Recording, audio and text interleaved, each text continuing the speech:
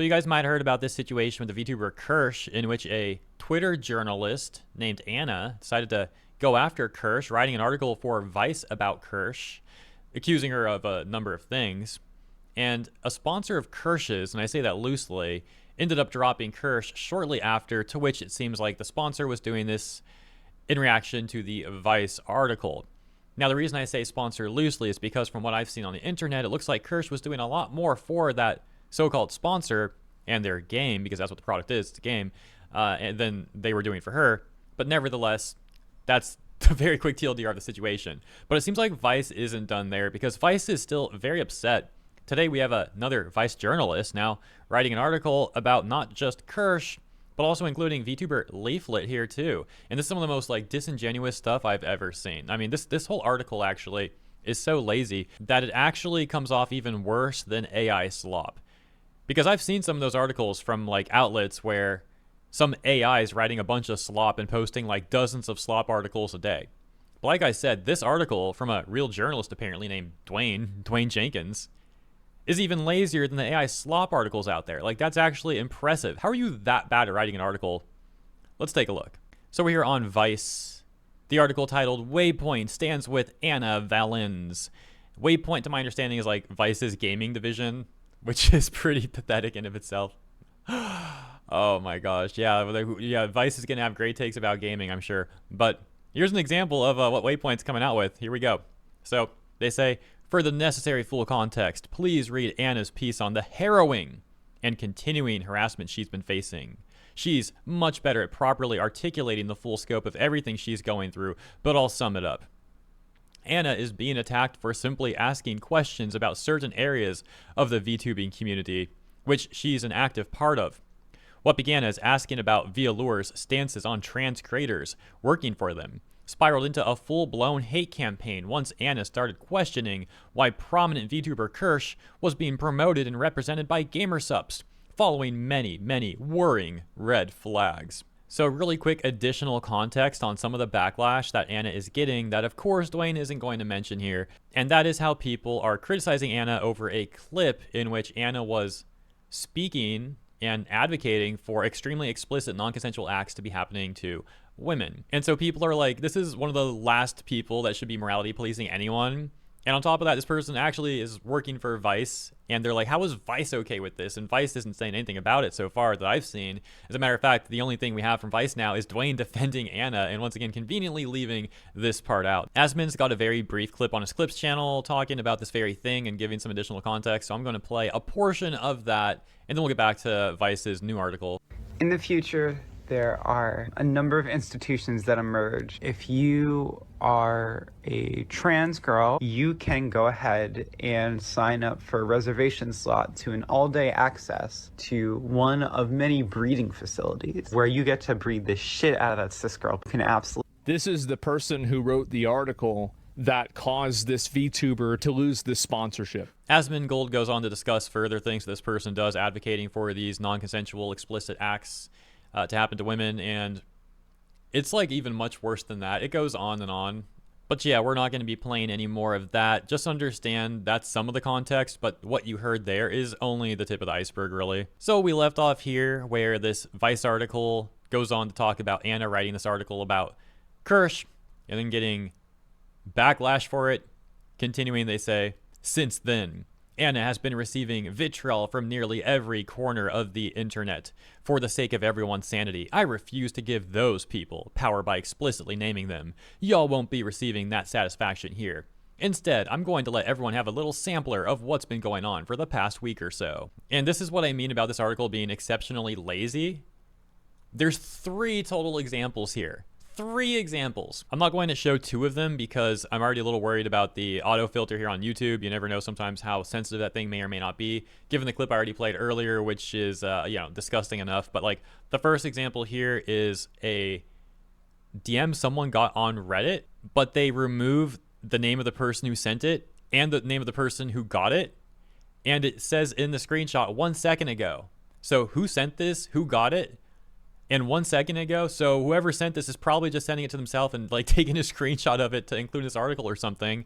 Pathetic evidence. The second screenshot is a tweet that Kirsch made quoting something Sam Hyde said that involves some explicit stuff that I'm not going to show. Once again, we already got enough of that explicit stuff going on in this video. And the third screenshot I will show. And that is this thumbnail from VTuber Leaflet, video that Leaflit made. And I believe her editor made this thumbnail.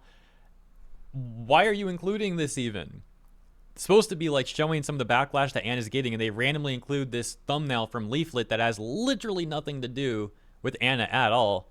For the record, the Kirsch tweet didn't either. And that Reddit DM, like I said, it doesn't show who it's from, who it's to. It's 1 second ago, it looks like they sent it to themselves. Like, this evidence is some of the laziest stuff. And that's why at the beginning, I also said that this is like worse than an AI slop article. How do you do worse than AI slop? Bro. Now, that very disingenuous framing here on Leaflit's thumbnail too. Like, I'll play some of Leaflit's video and you can see what she had to say about this. But like, they're just trying to make Leaflit look terrible here, basically. They're trying to imply things about Leaflit that are not true. Because what this really is Leaflit reacting to a video. She didn't make the thumbnail. Like, that's someone else's thumbnail. It's just Leaflit put on the thumbnail for her react video of that video. You know how it is. Like, very common practice here on YouTube. And we'll talk more about that in a second. But Vice goes on and says, so here's the deal. Anna's ongoing plight has reached critical mass. The people advocating for Anna, anyone belonging to the LGBTQIA+ communities, and any other marginalized groups to endlessly suffer. Wait, what? But again, you didn't show any evidence of that. That's only one part of a truly disgusting equation. The other, equally important part is, why are clear, unambiguous bigots and racists allowed major platforms? Why are they given sponsorships and brand deals? Because we can bicker back and forth online all day, but at the end of the day, the likes of YouTube, Twitch, and every other notable space that allows this to thrive and fester, those are the ones who need to be forced to come out and say, yes, this is the kind of content we want, and we will subsist from going forward. So what's your comment on that clip of Anna talking about those terrible things? Nothing? You fine with that? For y'all goofy racists and bigots, I don't have the time to address you directly. Reason won't work with you. You're all lost causes. But I know that Anna and myself as a black man wants every notable platform from games journalism, notable in games journalism. I don't think that really goes hand in hand, but okay. To the games industry and every other major media company, own your stance. You will not be allowed to sit on the fence any longer. Either you reprimand and punish the bigotry, racism, and hatred, or you come out and admit that's exactly the audience and legacy you want. The time for games is over.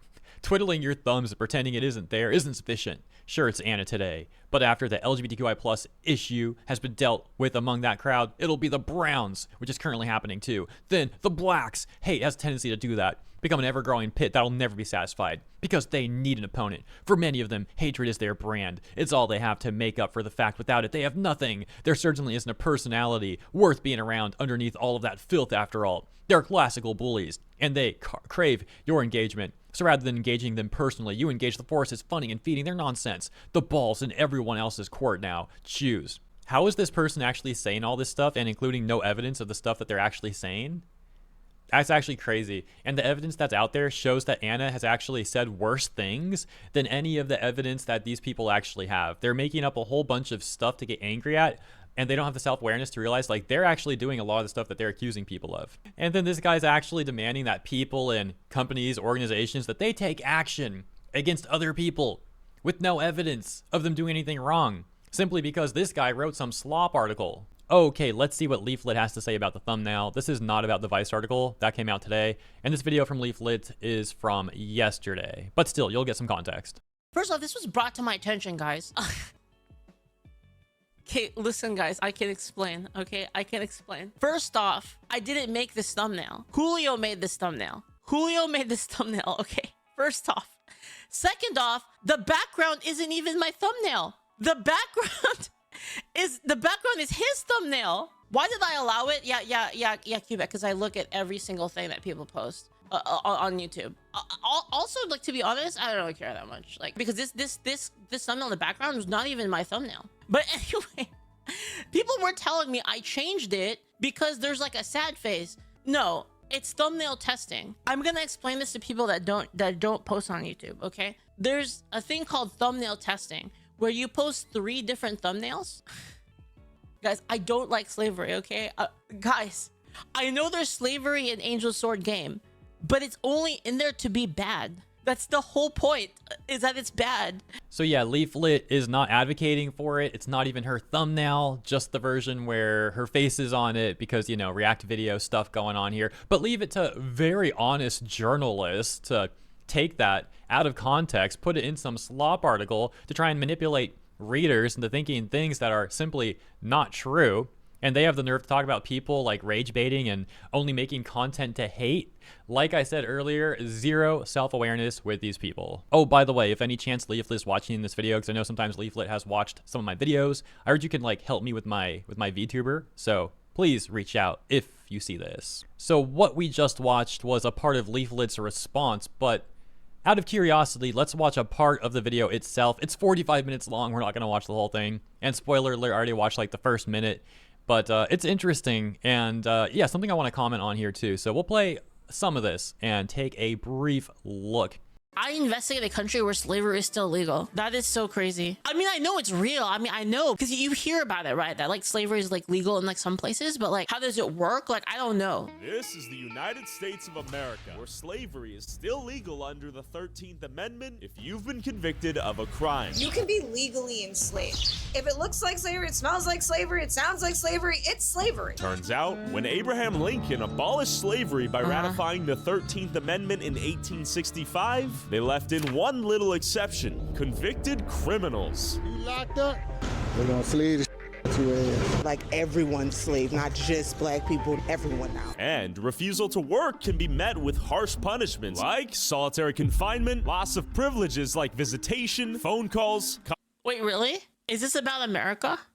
commissary access, recreation time, family visits, good time credits, and access to books, hygiene products, and snacks. And the prisoners that do make small amounts of money can have up to 80% of their earnings deducted for various prison-related expenses before they see any of it, while 7 states pay them nothing. So who benefits off of their labor? And does America have financial upside in locking more and more Americans in prison to maintain a steady... This is crazy. I didn't know. I don't know about this. This is gonna be interesting. But I'm gonna be real. I don't think it's the same thing as slavery. I don't think so.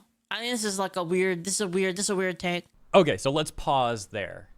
She goes on to say that she'll like hear the rest of the video out, hear the take out. But I can say this much. I do actually watch a lot of prison YouTubers. And from what I've heard from various prison YouTubers, a lot of the people in prison actually want the jobs. Like, it's actually something a lot of them try to get. They will try to sign up and get that position, for example, working at the cafeteria or working outside, working maintenance, whatever the position may be, because it gives them something to do. It gives them money to spend on commissary.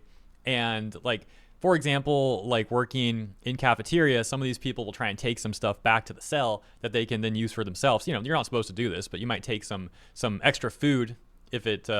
you know, you won't get caught doing it. Take it back to your cell, use it for yourself, or try and trade it to another prisoner for something. All that aside, though, clearly, once again, Leaflit is not advocating for slavery, despite what some journalists may be trying to say, and not just journalists, but people on Twitter, you know, Twitter police over there, too. Let's take a look at what some of the Twitter cops are saying, because they're also mad.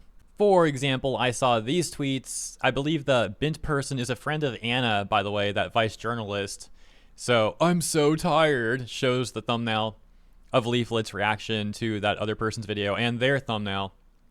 And this other Twitter person saying, not all VTubers, but it's always a VTuber. Clearly, they're trying to make implications here about Leaflit based off the thumbnail and the title, and they haven't watched like a mere like 30 seconds of the video itself or whatever. And once again, the editor clearly thought this was like a funny look. Like, we'll give it that title. We'll put like Leaflit's expression like that. As we know, she's not literally advocating for slavery or anything like that, and these people are massively missing the point of that video, that they clearly haven't watched any of at all. But of course, they'll get mad in the comments and try and like spread some political brain rot here like this. I swear it's every other week since like February. I've heard of random VTuber being racist or homophobic or even just straight up being a Nazi. Because reacting to a video about prison labor makes you those things apparently.